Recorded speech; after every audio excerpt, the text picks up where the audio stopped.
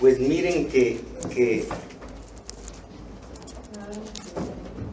con la figura que vamos a estudiar de Maquiavelo, he estado viendo libros como que Utopías del Renacimiento, y varios libros más, y caramba, se abre el estudio, se abre el panorama, es bellísimo. No se puede simplemente decir ahorita lo callamos, decir Maquiavelo como el continuador, o más bien el que rompió con la escolástica, las ideas de Platón, Aristóteles, San Agustín y Santo Tomás. No veo en derredor tantísimos precursores como el Dante, naciendo 1200 y tantos, su obra es de 1300, los precursores 1300, Dante, Petrarca, Boccaccio. Curiosamente, la obra de Boccaccio, que la peste en Europa, y él y varios más se refugiaron en algún lugar huyendo de la peste, de la pestilencia, y allí supuestamente, ya en la ficción, cada uno del grupo decía algún relato, a cual más de pícaros. ¿Alguien ha leído Boccaccio? Es muy conocido. El Decamerón, sí. ¿Recuerda usted alguno? El título nada más. Hay uno, le dice algo, por ejemplo, la tinaja. La tinaja, sí. ¿Se acuerda de qué se trata? Le pone al marido a limpiar la tinaja, bueno, y sí. ella lo está vigilando. Es una tinaja grandísima que el marido pone en venta, muy grande. Ella está con el Sancho, y cuando llega el marido, entonces se esconde el Sancho. Ella, toda agitada, dice: vino un comprador, pero dice que está rajueleado del fondo esta tinaja, que está mal del fondo y no lo quiere comprar. Revísalo. Y dice el marido: ¿cómo va a estar mal? Y se mete a la tinaja y empieza a buscar que esté bien, y mientras la esposa está viendo hacia abajo. El resto pues ya es el resto. Y al final, está bien, y dice ya tranquila la esposa: bueno, salte pues, ya se fue. Esa es la tinaja, ¿se acuerda usted? Y así tiene todo esto, son precursores, o más bien es la aurora, digamos, el alba del Renacimiento. Y el Renacimiento tiene pensadores, poetas, pintores, arquitectos, escultores maravillosos. De pronto se suelta, se hace a un lado el pensamiento de la Edad Media. Ya tienen, por ejemplo, las pinturas que eran planas, no tenían perspectiva, ya ahora son otro concepto de la pintura. Y pues para qué hablar de los grandísimos, empezando con aquel Miguel Ángel, siempre en pugna con esto también es del Renacimiento, un Julio II que hizo una mortandad.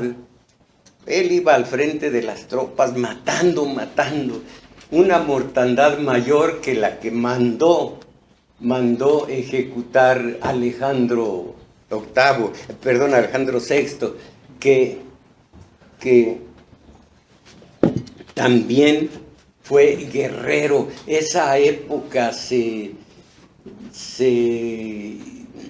caracteriza por la enorme profusión de belleza, de creatividad, y al propio tiempo mucha riqueza.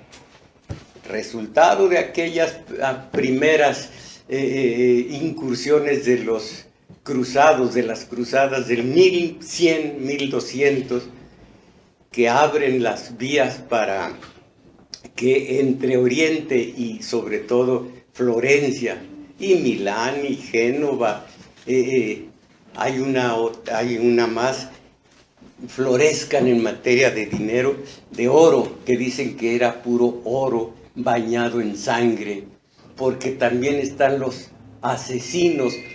Maquiavelo dice de Lorenzo el Magnífico, Lorenzo de Médicis, dice, era bueno, era un hombre que no mataba si no había necesidad. Esa era su mejor recomendación. No asesinaba si no había necesidad. Entonces, pero junto a ese personaje viene el hijo de Alejandro VI, el César Borgia. Y esos también asesinos. Y luego los Ferrari, Orsini, o a lo mejor no digo bien, sí es Orsini, todas las familias poderosas con unos personajes dignos que hicieron el Renacimiento. Por ejemplo, una Catalina Sforza, que fue de otra familia poderosa, Sforza. Esta Catalina, siempre en lucha contra enemigos en derredor del castillo, porque las luchas eran pequeñas, pero eran de castillo a castillo y de Florencia a Génova, y todos estaban en pugna porque no se había podido unificar Italia. Se intentó en el 888, pero fue un intento fallido. Eran ciudades-estados y cada uno, o ciudades-estado, perdón, y cada una era enemiga de la siguiente. Entonces, esta Catalina Sforza, los enemigos le cautivaron varios celulares, varios hijos, y le dijeron: o te rindes o te los matamos. Se acercó a la orilla del castillo, ¿cómo se llaman estas? Almenas. Se levantó las faldas y dijo: mátenmelos, aquí tengo la fábrica para hacer más. Así de gente que, como les digo, hizo el Renacimiento con estos Alejandro VII, Hildebrando se llamaba en su nacimiento, y luego por otra parte en Inglaterra, Enrique VIII con su primero Catalina de Aragón, luego Ana Bolena, y fueron 6.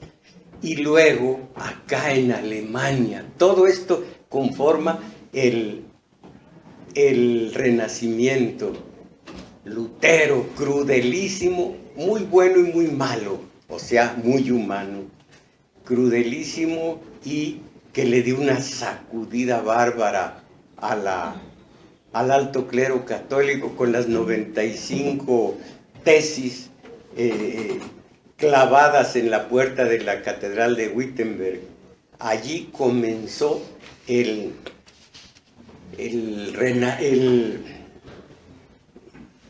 ¿cómo se llama este? Reforma. La Reforma.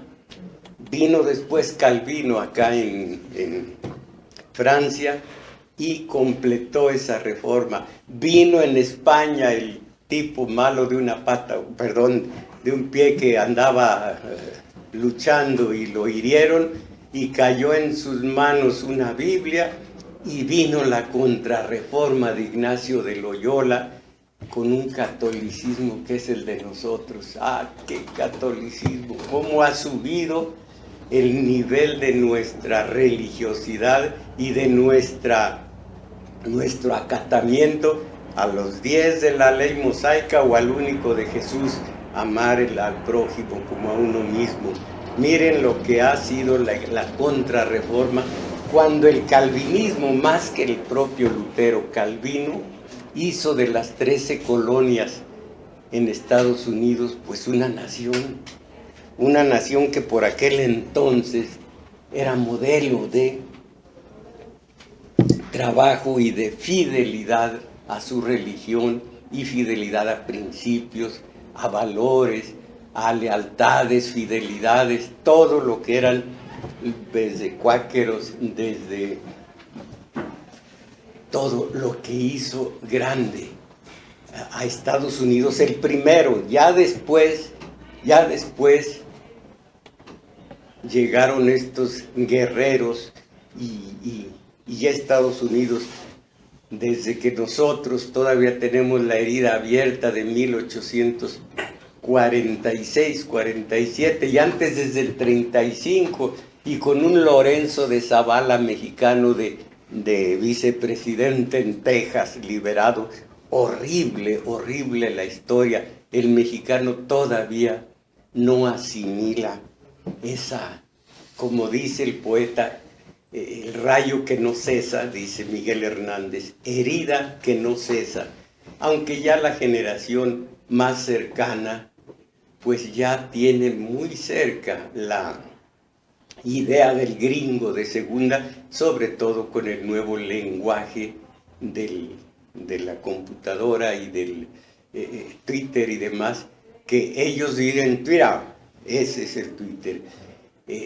Todo esto es el haber ya olvidado, la memoria histórica se borró con lo que ocurría desde el 35 más o menos, cuando los tejanos empezaron a buscar, a pedir más representación aquí en el centro, y de ahí en adelante lo que ocurrió. Entonces, estos personajes, qué manera de vivir y hacer un renacimiento con todo lo mejor y todo lo peor que ha habido en una época determinada. La pintura, como la poesía, como todas las artes, la pintura recuperó la libertad, recuperó el desnudo. Antes, pues ustedes saben, cuando la Edad Media eso era penado, la Santa Inquisición estaba sobre todas estas manifestaciones culturales, una Inquisición que comenzó empezó atacando a los cátaros en el sur de Francia, y de allí la metástasis se fue a España, a todas partes, hasta el Zumárraga de aquí, Juan de Zumárraga. Entonces, estos pintores y escultores, todavía Julio II se peleaba con Miguel Ángel por los desnudos de este señor, unos desnudos de más o menos, porque si ustedes se han fijado, una reproducción, para mi reproducción, yo nunca he estado en Italia, ni Miguel, el David, unas manotas así de grandes, y bueno, está descompensado alguno habrá visto, y se han hecho estudios acerca de por qué un genio de genios de la escultura hizo un David con unas manos así de grandes. Lo demás se entiende que no hay que hacer morbosidad de esto. Entonces, las pinturas, la mujer desnuda, jóvenes desnudas.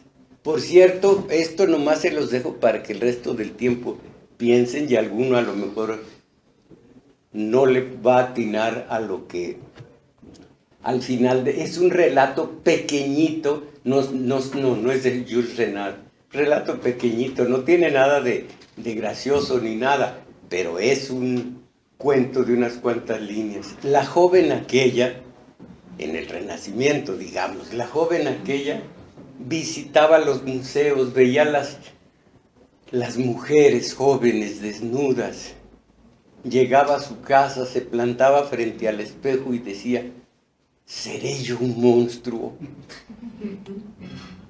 ¿Quién sí entendió? ¿Usted? ¿Usted sí lo entendió? Me imagino que se veía a sí misma. Sí, se veía así, ¿seré monstruo? Todas las mujeres estaban, como decimos en el pueblo, horras. Horra es falta de un animal, una mula. Horra no puede tener descendencia. Bueno, pues estaban, todas las mujeres de las pinturas estaban sin lo que a ella le sobraba. ¿Qué es esto? Pues era yo un fenómeno. Bueno, esa es la hermosa ignorancia de cuando se ve por primera vez esta audacia de las obras del Renacimiento. Piensen en el Dante.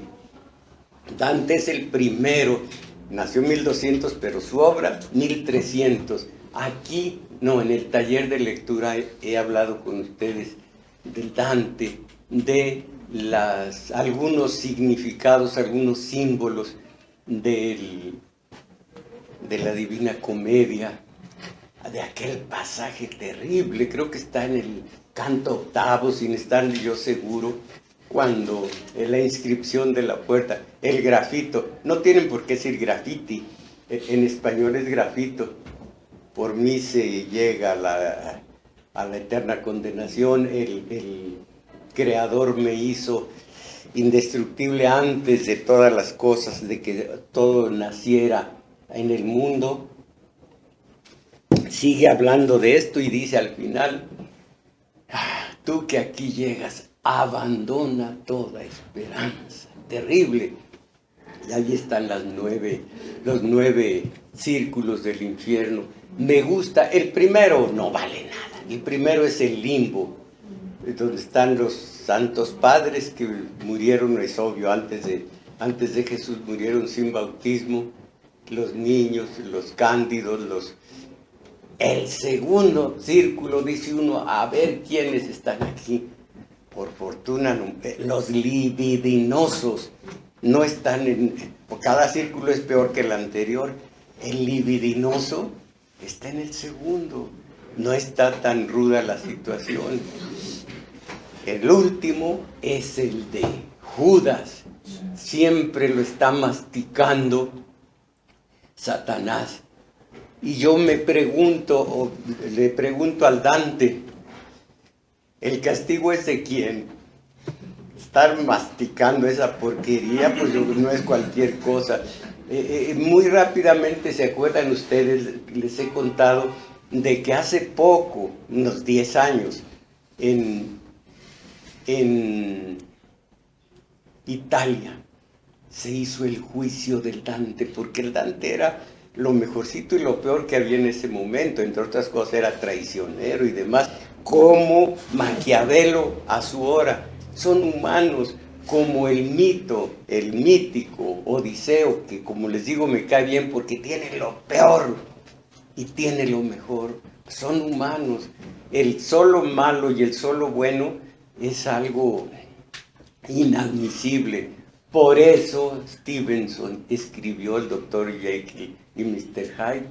Ahí estamos todos nosotros. Nadie es bueno ni malo.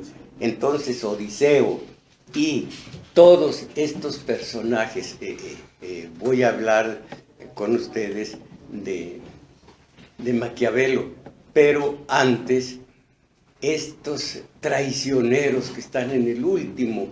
¿Alguien recuerda el traicionero por antonomasia de la Grecia antigua? Es histórico, de las Termópilas, de la invasión de los persas. ¿Quién? Dígalo. Efialtes. Este quedó como símbolo de lo peor en la Grecia antigua. Por Efialtes murió antes de tiempo Leónidas, y murieron sus 300 antes de tiempo, porque pudieron haber estado 3-4 días más, y cada día era, según historiadores que pueden ser exagerados, 15-20 mil turcos, invasores, que caían porque era muy estrecha el paso de las Termópilas y traían unas lanzas muy largas y no podían manipular bien. Leónidas se quedó con puros casados, con puros padres de familia. Ya tienen descendencia, ya se pueden morir. Solteros no porque van a morirse y no queda descendencia de ustedes. Entonces, el que tenga un hijo, entre los 2000 y tantos que eran los guerreros, váyanse los que no tengan descendencia, los que ya van a dejar su apellido, ya sea en Esparta, de donde era Leónidas, o en Atenas, los atenienses, esos ya pueden morir. Efialtes dijo a Jerjes: por aquí pueden pasar, la de delante y la de atrás. Y fue el más grande de los traidores, después de Judas. Hay muchos. Aquí entre nosotros, en nuestra historia, ¿alguien recuerda algunos? Tenemos muy buen, dígalo. Huerta. No, traidores. Bueno, Ignacio Elizondo, en Acatita de Baján, donde cayeron Hidalgo, el que vivía en San José, en San Miguel de Allende, bueno, ya saben, Allende padre, Allende hijo. Les repito, la historia, no la oficial, dice que ya el hijo de Allende llevaba preparada la pistola, el arma, precisamente con la que disparó a las fuerzas de Elizondo, porque iba a matar a Hidalgo. Traían una pugna horrorosa. Hidalgo no quería quitarse de ese primer lugar. Fue el primer Su Alteza Serenísima, así se puso. Y lo iba a matar el hijo de Allende. Vino el ataque de las fuerzas de Elizondo y él disparó, hirió a uno y entonces lo matan. Esta es la historia. Pero entonces el traidor Ignacio Elizondo es ya en otro sentido, ya menos. ¿Cómo se llamó el traidor de Zapata? Guajardo. ¿Cómo se llamó Guajardo? Se me ha olvidado el nombre. Lo puso a prueba Zapata. A ver, mata a estos que venían contigo, los mata, ¿no? Si eres leal. Esos son los grandes traidores. Bueno, entonces, había, como les digo, Enrique VIII, un hombre que primero recibió el título de héroe de la paz, de la religión, y después estuvo contra la religión. Precisamente mató a Tomás Moro, uno de los utopistas, porque le quiso que firmara el acta de supremacía para que quedara legitimado, junto con todo el Senado, el Parlamento, quedara legitimado como jefe de la nueva iglesia, la anglicana, cuando rompió con el Papa. No aceptó Tomás Moro y recriminó a Enrique VIII que fuera a divorciarse de Catalina de Aragón, y también se fue contra las teorías, las doctrinas de Lutero. En fin, la maledicencia, o más bien la mala voluntad de Ana Bolena, ayudó a que lo llevaran en 1555, creo que sí fue en el 55,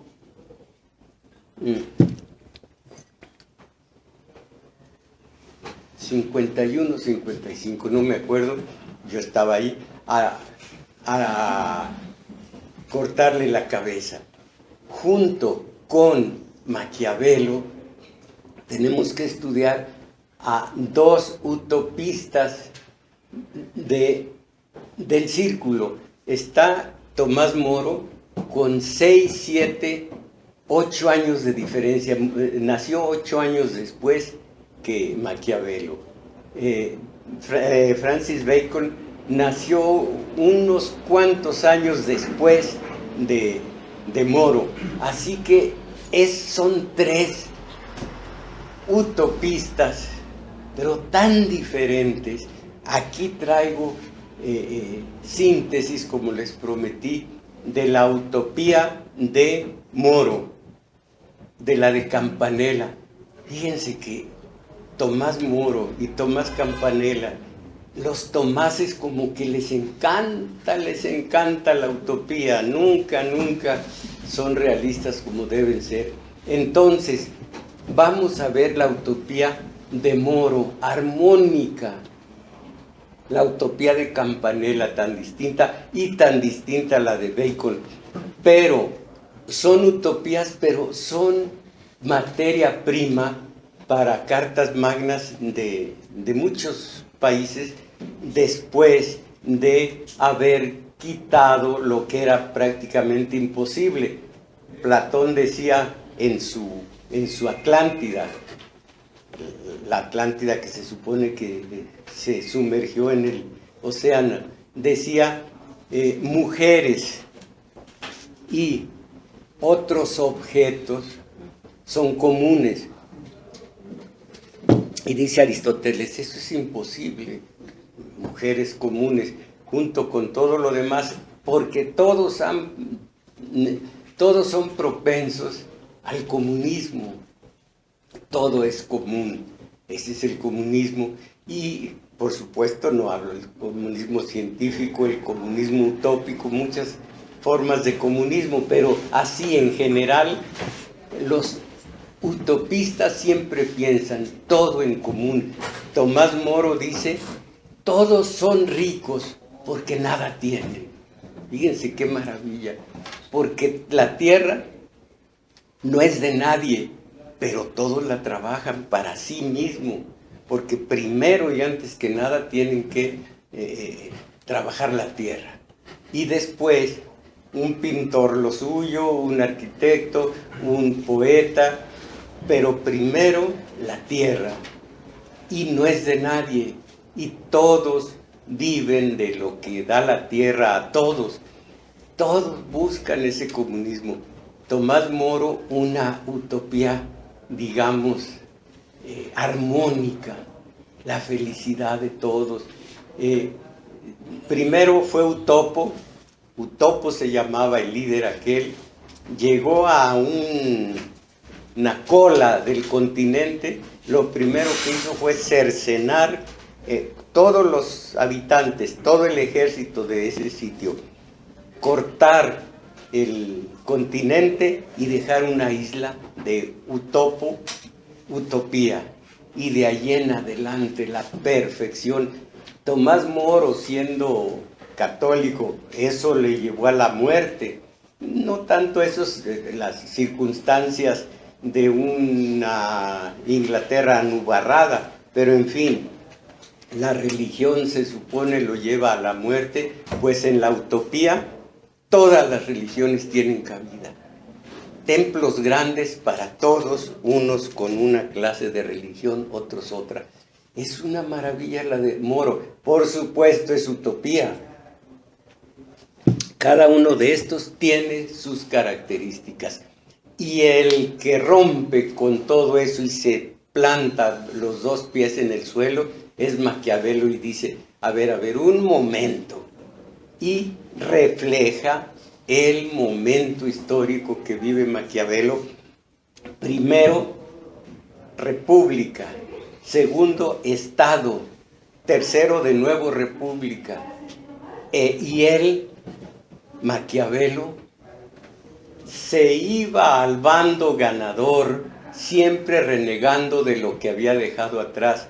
Como les digo, inescrupuloso, pedigüeño, pequeñajo, hablaba muy fuerte, dígales que por piedad, nomás por piedad, que siempre pienso en el curita diciendo, ese vendedor, sáquenmelo. ¿Se acuerdan ustedes? Bueno, entonces, él es humano, muy humano, porque tiene defectos de toda clase. El hombre es sereno, el hombre en su escrito, en lugar de darles síntesis a ustedes de cada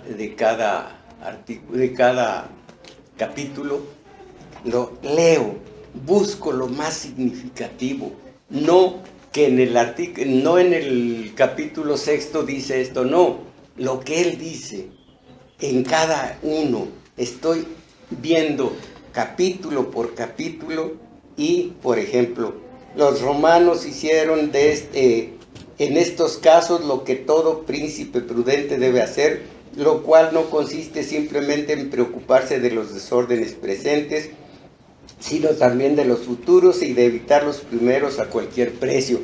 Todo esto, mucho de esto ya es obsoleto, porque es hijo de su tiempo y es hijo de los líderes al servicio de los que se puso. Primero Leonardo de Médicis, y cuando que estaba por el Estado fue expulsado de Florencia, se fue con César Borgia. Pero siempre buscaba, tenía un amor enorme a su Florencia como ciudad-estado.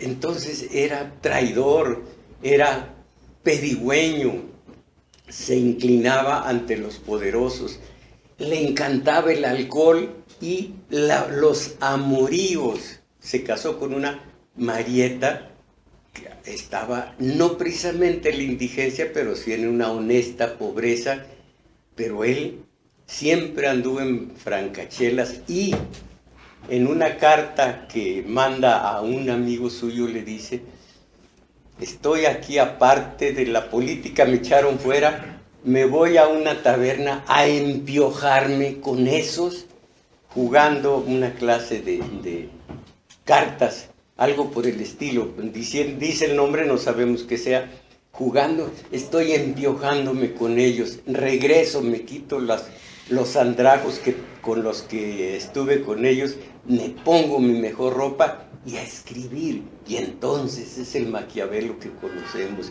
en su obra. Pero todo esto tiene, digamos, un contexto de lo que fue el Renacimiento, 1400 y tantos, y los albores del 1500. Y ese es un personaje maravilloso que por lo mismo fue quemado en la hoguera por órdenes de de Alejandro VI, el que se dice tuvo amoríos con su propia hija Catalina y Lucrecia Borgia, perdón, Catalina es la que les decía hace rato, tengo la fábrica, Lucrecia Borgia, y cierto o no, Lucrecia creo que tuvo 3 maridos, y cómo hacemos desaparecer a un jovencito, a Alfonso algo. ¿Cómo lo hacemos desaparecer? Dice Alejandro, esto es muy fácil, vamos a decir que es impotente. Y con eso, todo esto es el Renacimiento, pero el personaje del cual voy a decir a ustedes una síntesis, yo lo admiro mucho, al tipo ¿a quién creen que me estoy refiriendo? Vivió y murió antes nació antes que Maquiavelo. Maquiavelo asistió a su ejecución y escribió sobre ello. Y antes estableció polémicas con este hombre, no estaba de acuerdo del todo. Y este es un tipazo loco, fanático, dogmático, carismático y ya no más falta sellomático también. Bueno, entonces ¿alguien se acuerda de quién puede ser? ¿Es la Savonarola? Exactamente, Savonarola. Jerónimo, Girolamo. Entonces, voy a decir voy a leer de una semblanza de lo que fue este personaje para luego ver que Maquiavelo, pues es hijo de su tiempo, es claridoso, tranquilo, y no es el desvergonzado, el cínico que muchos dicen atenidos nomás a que el fin justifica los medios.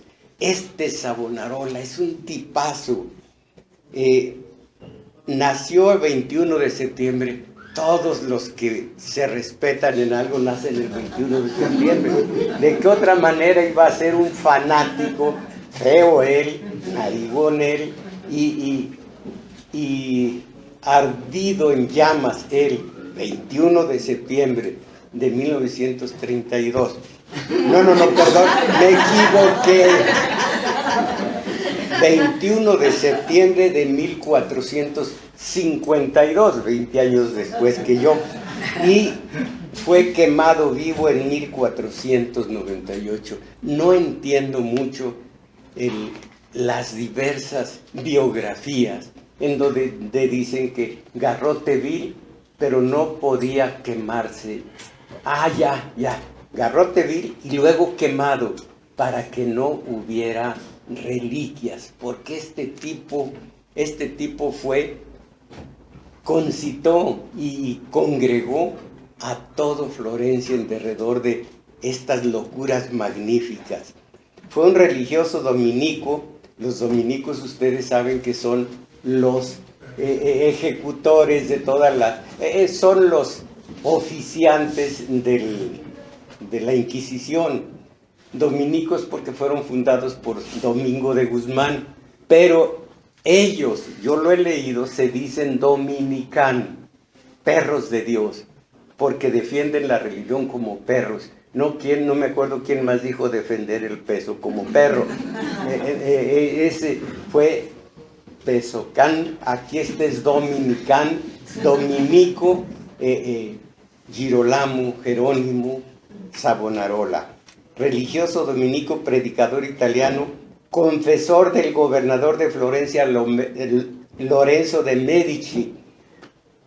Al último le dijo a Lorenzo: está usted condenado, no puede tener salvación alguna.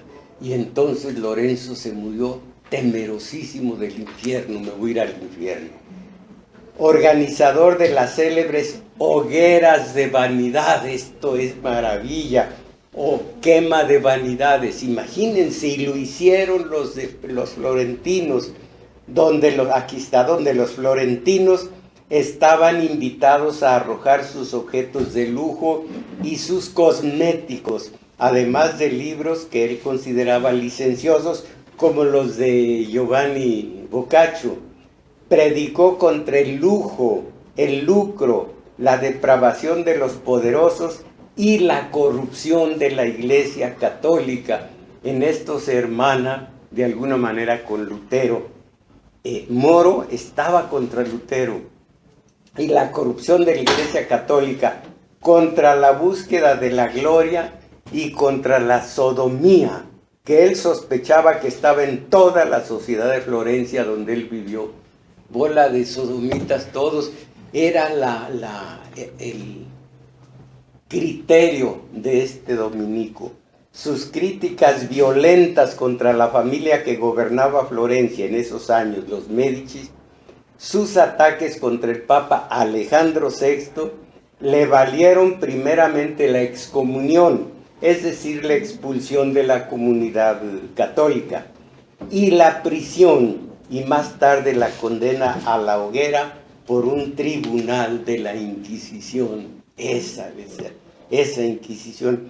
En sus discursos hablaba sobre la pobreza, la sobriedad y el carácter fuerte que los verdaderos creyentes deben tener.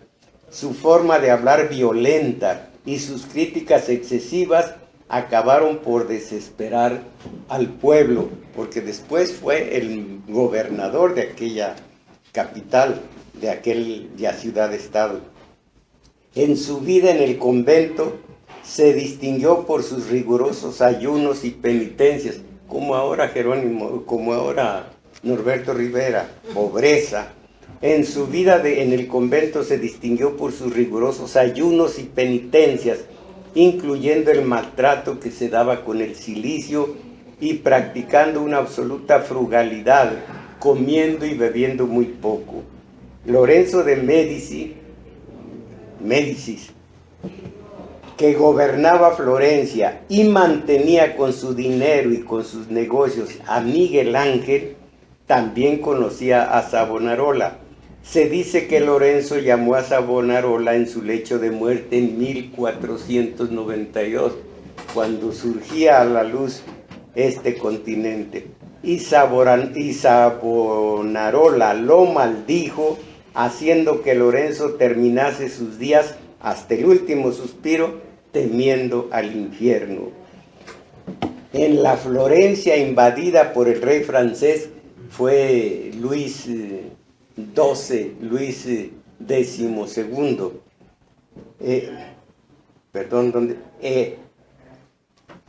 Permítanme, mantenía con su dinero.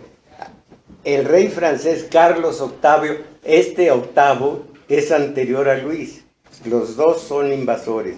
El rey francés Carlos VIII quiso hacer valer su derecho a gobernar Nápoles, por lo que decidió entrar en Italia con su ejército. En la Florencia invadida por el rey francés estalló una sonada rebelión. Los gobernantes de la familia Médici fueron acusados y expulsados. Esto fue la ruina para Maquiavelo, porque tenía a Lorenzo el Magnífico como su valedor, al grado de que le había dedicado el capital, el príncipe. Mantenía con su dinero el rey francés. La Florencia invadida por el rey francés, estalló una sonada rebelión. Los gobernantes de la familia Médici fueron acusados y expulsados. Girolamo Savonarola, tras la expulsión de los Médici, surge como líder de la ciudad y comienza entonces a gobernar la República Democrática de Florencia. Ya no es el Estado, ahora es la República. De carácter fuertemente religioso, son las teocracias. Miren lo que está sucediendo en Oriente con estas teocracias, en Irán y demás. Los gobernantes de la familia Médici, aquí está sin la S, los gobernantes de la familia Médici fueron acusados y expulsados. Como ahora estaba Florencia, Savonarola, como ahora estaba en el poder, persiguió ferozmente a los homosexuales, las bebidas alcohólicas, el juego, la ropa indecente y los cosméticos. Savonarola ordenó a la policía que buscara por la ciudad cualquier cosa que permitiera la vanidad o el pecado, como tablas de juego, libros que trataban de cuestiones sexuales, peinetas, espejos, perfumes y ropa indecente, que fueron confiscados por la policía y echados a la llamada hoguera de las vanidades. ¡Qué poder de este fraile! Una inmensa hoguera que ardía en la plaza principal de la ciudad. También se quemaron cuadros y obras maestras del Renacimiento, libros de Petrarca, el de Beatriz, Beatriz, porque Dante y Beatriz, Petrarca y Laura, Petrarca y Boccaccio, libros de los antiguos escritores de la civilización romana y griega, de incalculable valor por ser considerados inmorales. La violencia dirigida por Savonarola se extendió por toda la República de Florencia en un intento de obligar a los ciudadanos a que retornasen a unas costumbres sencillas.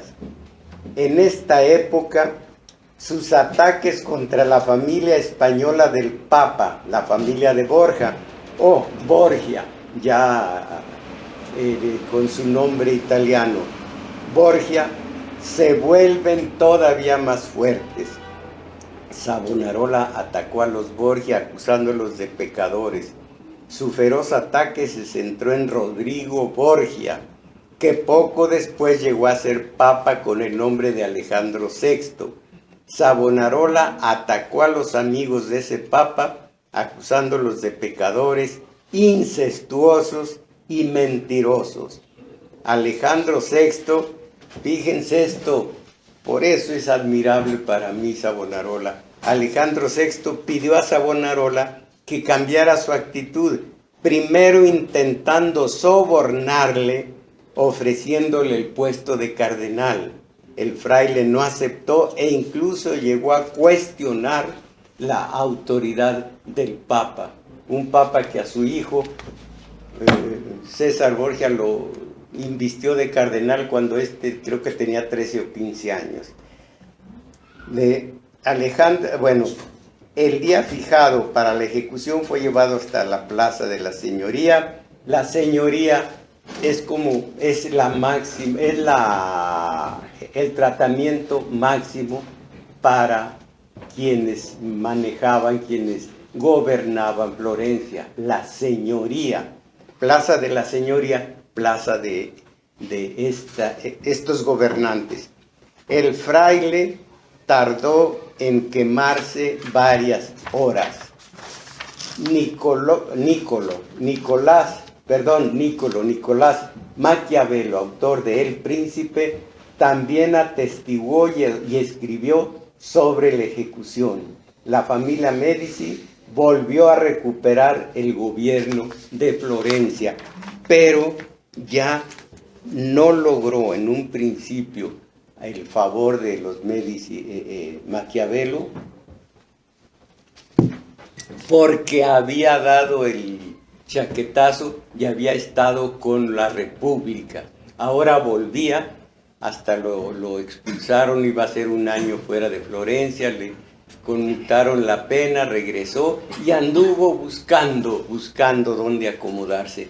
También es admirable, por todo lo contrario de Savonarola, otro aspecto de lo que es el Renacimiento. Entonces, este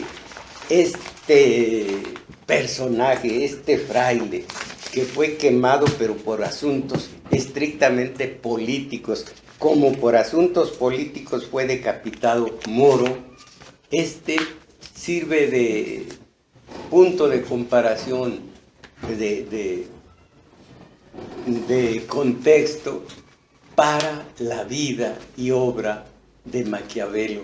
Vamos a ver también lo principal de la utopía, pero como les digo, no fue un lugar que no existe, una utopía que se quedó en la nada, lo mismo la Nueva Atlántida de Bacon, o lo mismo la Ciudad del Sol de Campanella. Todo esto, hablo del Renacimiento, después vendría, por ejemplo, Fourier con los falansterios, que es también una utopía. Todo esto tuvo utilidad para los países después de algún tiempo. Maquiavelo. Miren, antes de Maquiavelo, un poco de lo que fue Tomás Moro, con su forma, con su utopía muy armónica. Y luego vamos a ver por último, lo de Maquiavelo. Bueno, lo que es utopía, miren, tiene su capital Amauroto, situada en el centro de la isla, y aunque todas las ciudades, 50 y tantas, son iguales, Amauroto se distingue porque en ella está el Senado. Todas las ciudades iguales no están alejadas más de un día de camino, todas son idénticas, en todas hay un tranquilo comunismo. Bueno, las ciudades también son iguales en lengua, costumbres, instituciones y leyes. Además, la distribución del terreno es prácticamente igual para todas estas ciudades.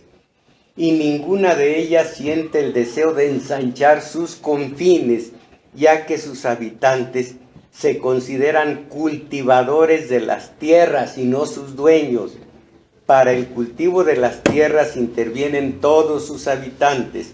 Lo hacen por turnos y por familias, ocupando unas casas que el Estado tiene distribuidas y equipadas con los instrumentos necesarios. Todo es del Estado, que es decir de nadie y que es decir que es de todos. A diferencia del fascismo, Mussolini tenía un libro de cabecera, La Utopía de Moro, pero a diferencia de los fascismos, que el Estado no es para el ciudadano, sino el ciudadano para el Estado, aquí el Estado son todos. El tiempo exacto de permanecer en el campo es de 2 años y después regresan a la ciudad, por lo que todos los habitantes conocen las tareas del campo. Los agricultores, a su vez, crían los animales y transportan a la ciudad sus productos. Todo es hermoso. ¿Y por qué trabajan poco? ¿Y por qué la matanza de los animales y demás no corre a cargo de ellos? Hay esclavos. Igual que Platón y Aristóteles, nos tenemos que dedicar a la política. Homo politicus. Tenemos que dedicarnos a la política para el trabajo diario, el productivo, los esclavos. La ocupación común es la agricultura. Aparte se instruye a cada uno para la profesión propia. Las únicas profesiones son el cultivo y tratamiento de la lana, el arte de trabajar el lino, los oficios de cantera, herrero o carpintero. Las mujeres se encargan de los 2 primeros y los hombres de los restantes. Los trajes son uniformes en toda la isla. ¿Cómo se llaman estos de Sonora? Los que hacen menonitas. Exactamente. ¿Es Chihuahua? Bueno, Chihuahua. Bueno, los menonitas. Los trajes son uniformes en toda la isla. Solamente se diferencian según el sexo y la condición de soltero o casado. Cada familia se fabrica sus propios trajes. Por lo común, cada uno aprende la profesión de su padre, pero si por algún motivo alguien tiene otra afición, es adoptado por la familia que tenga ese oficio. Nadie puede estar ocioso, ni fatigarse por un trabajo excesivo para no provocar la infelicidad, porque la meta última de Utopía es la felicidad. Dedican 6 horas al trabajo, 3 por la mañana antes de comer y 3 por la tarde antes de cenar. Se acuestan a las 8 y duermen 8 horas. Otra cosa a destacar sería que las horas de ocio tienen que ser ocupadas por otras aficiones, como por ejemplo las letras, la música o el cuidado de los huertos, ya que los juegos de azar están prohibidos. Un poco más de la utopía para darnos una idea de qué se trata y luego ver el realismo descarnado y cotidiano y categórico y práctico, casi todo, de Maquiavelo. Digo casi todo porque poco ha sido lo rebasado. Al amanecer todos los habitantes reciben clases públicas. La ciudad se compone de familias y éstas se forman por parentesco. Las mujeres cuando se casan van a casa del marido, donde permanecen los hijos varones y los nietos bajo la obediencia del más anciano, siempre que su inteligencia no se hubiese debilitado por los años. La organización de la convivencia está hecha para que los jóvenes sirvan a los mayores. Todo esto está caramba. Si conocemos al ser humano, ¿qué diría Hobbes? ¿Qué dirían quienes se refieren al hombre como el lobo del hombre? El hombre que es proclive a la bondad como a la perversidad, el hombre que es egoísta como generoso. Difícilmente estas especies de arcángeles pueden servirnos para algo práctico, aunque como les digo, mucho de la utopía está en la Carta Magna de los países. Las ciudades, bueno, entonces, en los comedores de los menesteres más bajos y trabajosos se encargan los esclavos. Estos también se encargan de matar y limpiar la sangre de los animales. De cocinar se encargan las mujeres de las familias, alternándose en ello. Las comidas son muy cortas porque hay que seguir trabajando. Las cenas son más largas y durante la cena hay música y dulces como postres. Aquellos niños que no han alcanzado la edad de trabajar sirven las mesas y comen lo que les ofrecen los comensales. Cabe decir que en esta sociedad los mejores manjares son para los ancianos, que se sientan y comparten en las mesas con los más jóvenes para controlarlos y transferirles sus conocimientos.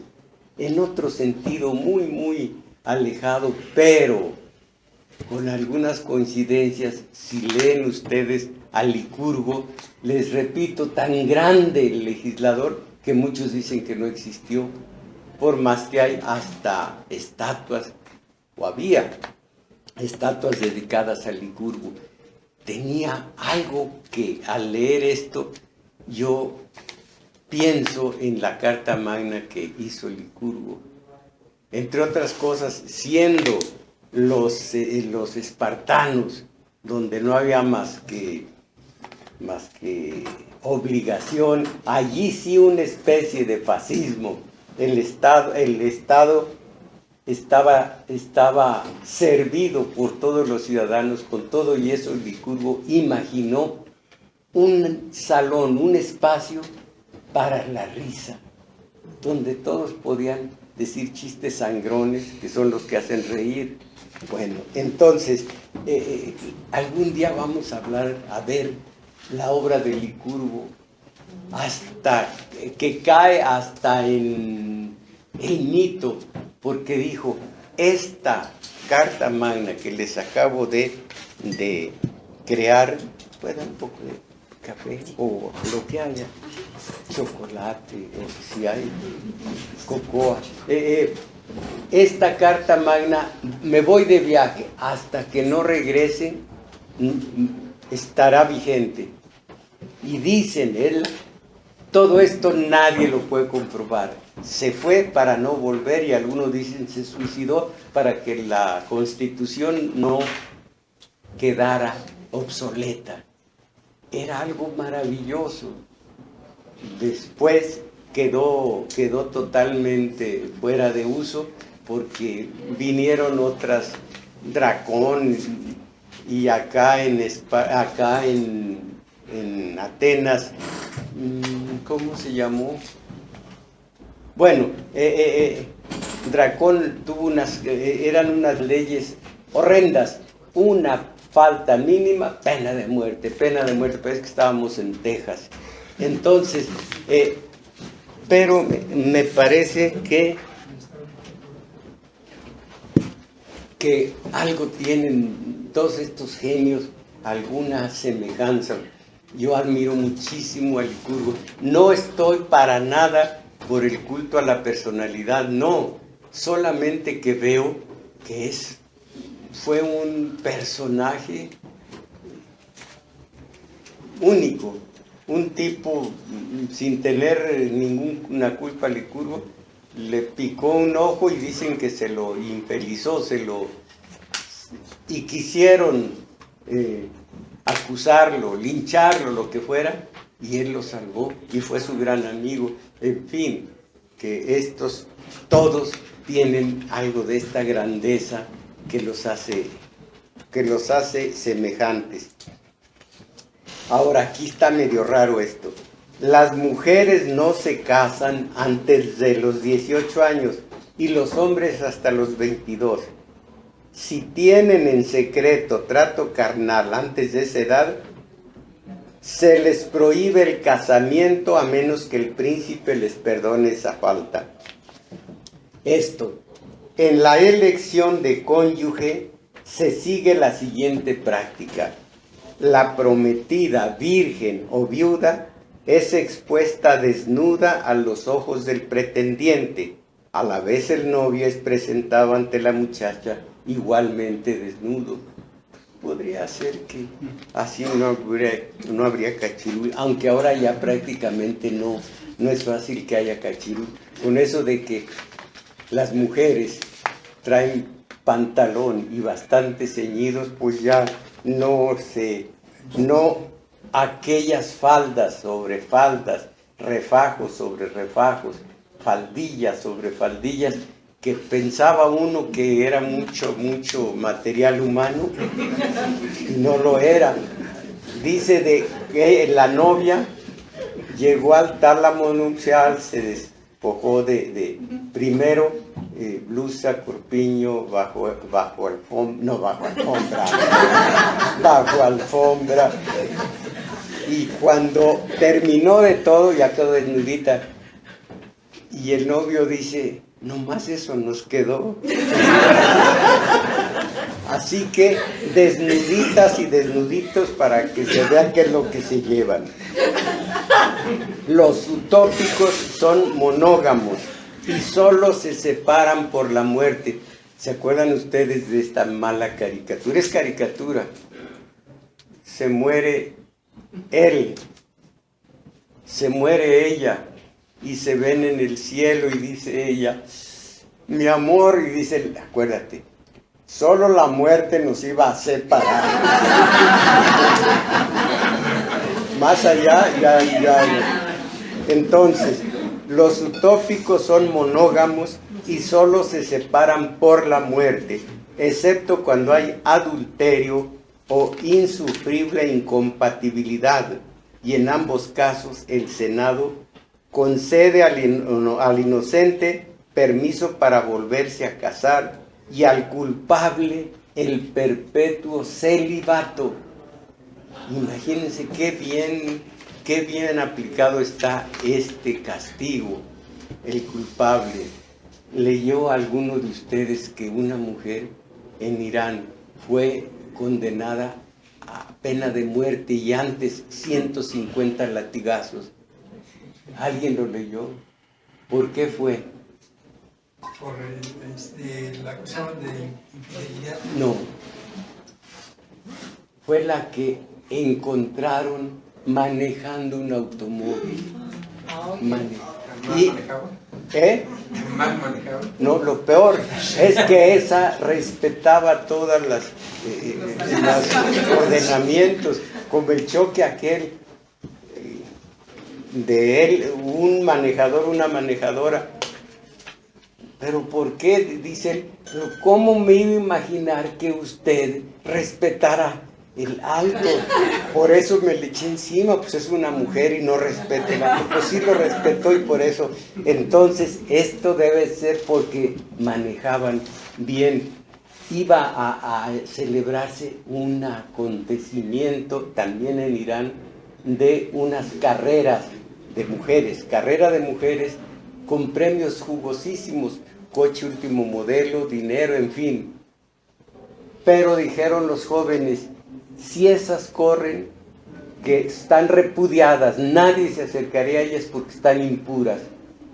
La actividad, cosa que ahora le llaman evento, la actividad fue suprimida para que estas mujeres no quedaran repudiadas porque habían competido en una carrera entre ellas. Fíjense el horror, para qué decir de la ¿cómo se llama? No es emasculación, claro, el corte, de alguna parte para que ya no haya, para que no haya placer. En fin, todo este horror todavía continúa con la Edad Media. Entonces, un poquito más de lo que es la utopía. Junto a esto, después vamos a ver las sabrosas recomendaciones de Maquiavelo. Se me quedó grabado aquello de que, así como el centauro Quirón era sabio, fue el mentor fue, así se llamó mentor y ahora quedó por antonomasia un maestro. Como mentor, el Quirón, el centauro, educó a Aquiles, a Teseo, a varios más. Era un caballo con cabeza de varón. Y dice Maquiavelo, es que el hombre perfecto debe tener mucho de animal, no únicamente ser como estos de la utopía de Moro, sino tener mucho de animal y tener mucho también de veneno. Y dice, el buen político debe ser león y zorro. Zorro para que advierta al león no caer en las trampas que pone el cazador. Y zorro para que el león lo proteja contra los lobos. Zorro y león debe ser el buen político. Siendo zorro, le advierte al león no poner la pata donde no debe. Siendo león, debe proteger al zorro. Eso, conjunto, es el político, debe ser el político. Y así, al mero principio, dice esta maravilla, a Lorenzo de Médici, yo soy pueblo, no soy nadie, soy pueblo. Pero nos vamos a complementar, porque así como un pintor que quiere mostrar las montañas se coloca en el llano, en el plan, también el que está en la montaña está capacitado para dibujar el plan. Así que la montaña es el protector, Lorenzo, y él es el pueblo bajo, está en el plan. Es un tipo inteligentísimo, pero como les digo, no tiene muchas convicciones, ni es para nada en su vida un hombre para ser emulado. Es humano el desdichado, traidor, como les digo, buscador de canonjías. Había un ¿cómo era? Luego lo leo, un obispo, se me ha olvidado el nombre, y había un escribiente, un hombre muy menor junto a él. Este obispo, hasta a mí se me olvidó el nombre, y el que le ayudaba fue Maquiavelo, que quedó para la posteridad, para lo bueno y para lo malo.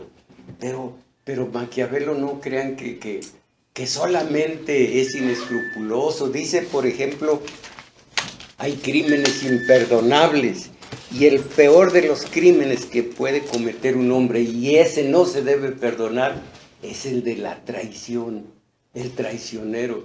Tiene muchas máximas que son pura moralidad. Aquí yo recogí algunas antes de irnos a comer.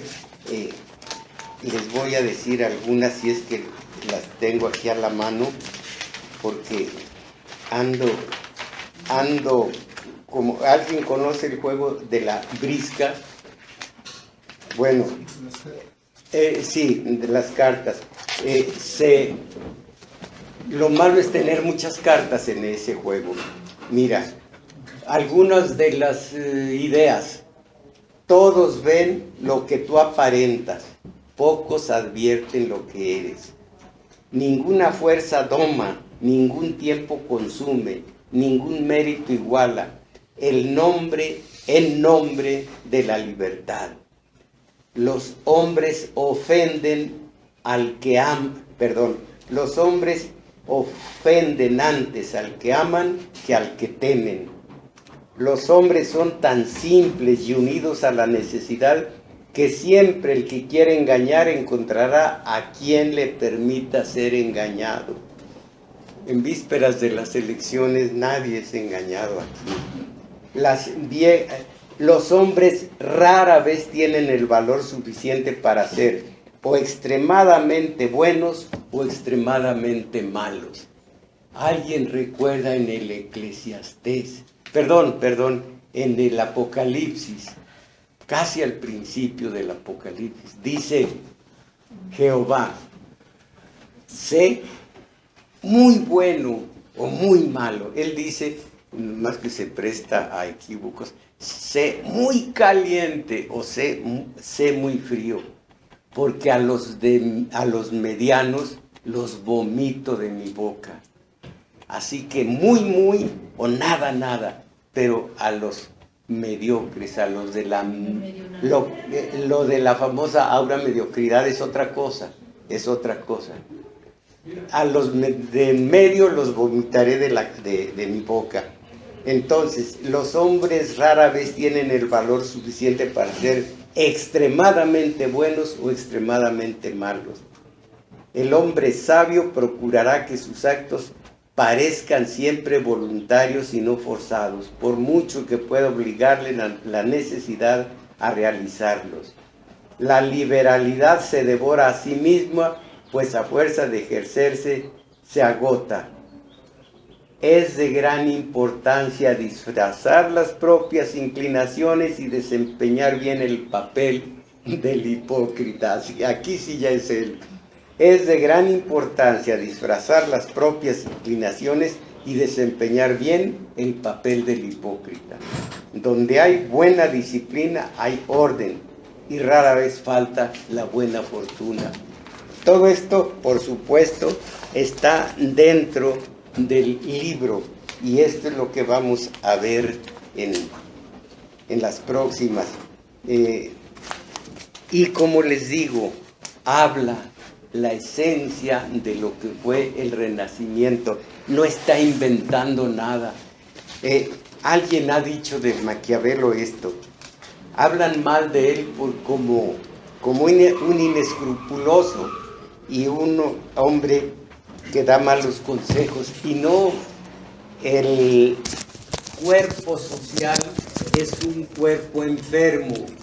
Llega Maquiavelo, hace el diagnóstico y dice, esta es su enfermedad y esto es la forma de curarlo. Es lo que hace él. Se acerca a un cuerpo enfermo, lo ausculta, lo diagnostica y dice, así es y así debe ser. Que este es el papel de Maquiavelo, no precisamente que él invente todo lo que habla después de observar la forma de gobernar de Lorenzo el Magnífico, de César Borgia y de todas estas familias poderosas que gobernaron por aquel tiempo Florencia. Y hay un gran amor de Maquiavelo por su Florencia y curiosamente nunca habla del pueblo, nada más dice al pueblo hay que tenerlo contento, por algo al pueblo, pero no habla, no se enfoca en los problemas del pueblo, problemas del príncipe. Esto lo vamos a ver después y ahora nos vamos a comer. Gracias.